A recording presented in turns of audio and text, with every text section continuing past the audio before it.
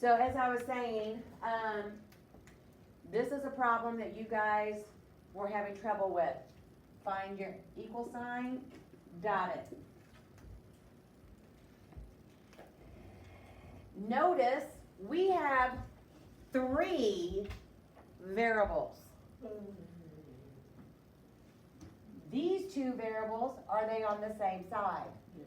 So if they're on the same side, do I need to get rid of one or combine them? Combine. So I'm going to combine these 2. So I'm gonna do 22x and negative 16x, and I'm gonna combine them, so I'm gonna add them together and come up with, what, 6x? Yeah. So I'm gonna write down my 6x, and then I'm gonna just bring down my plus 25, bring down my equal sign, 40 plus x. Once I combine these 2 like terms that's on the same side of my equal sign, now do I see that I still have 2 variable terms? Are they both on the same side, or are they on both sides? Both sides. So since they're on both sides, do I need to get rid of one or combine one? Get rid of one. And notice, I think some of the reason why this threw you guys off on that quiz is because there's no number in front of that x. What is the only number that can be invisible? 1. So as soon as you see a variable that doesn't have a coefficient, a number in front of the variable, put a 1 there. Because the 1 is the only thing that can be invisible. If it was 0, we just wouldn't have it. So since we have 2 variable terms with the equal sign in between, we need to get rid of that one. So remember, to get rid of something, we need to make it to be 0. We need to throw it away. Have 0 in our hand. So would I use positive or negative? Negative. Negative 1x. Match this one up with this partner over here. Circle your like terms and combine them.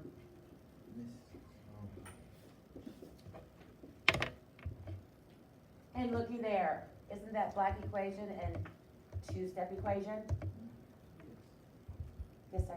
Yesterday, what I was doing, I kept on multiplying, one, well, you see how, okay, I kept on multiplying that one x, and I kept on multiplying it instead of combining it.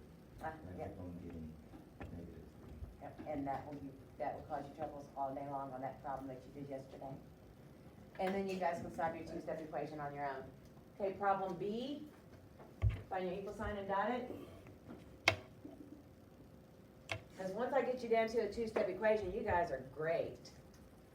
All right, now notice, this is another problem that some of you were having troubles on.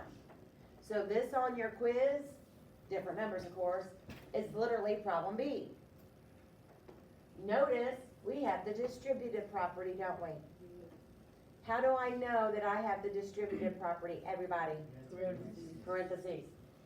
And put your pencils down. One of the reasons why you guys were having, some of you, not all of you, were having troubles with this problem is you're like, there's 2 numbers in front of the parentheses. As I've always said, you always take the number immediately in front of the parentheses. This, who cares? It's not in front of those parentheses. So we're gonna take the negative 8, multiply it by the 6x, and get negative 48x. Do you see that? You should have your pencils set down.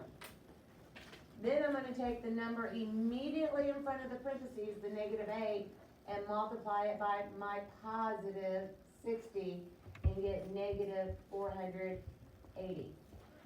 Do you see that the number underneath my hand, I ignored that entire time? Now that I have done the distributive property, I'm gonna take the number, that extra term, and I'm gonna just write it down in front. Get caught up?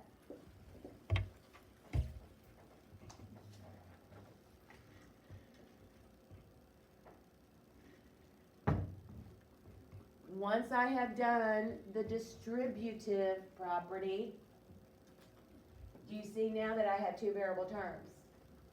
Yes. Do I need to combine them, or do I need to get rid of one? Come on. Combine them. Why do I need to combine them? They're on the same side. So I'm gonna circle my like terms, my 30x, and my negative 48x, and I'm going to combine them and get negative 18x. Bring down my negative 480, my equals negative 984. Once I did the distributive property, and then I combined my like terms, isn't my black equation a simple two-step equation? Go ahead, me too.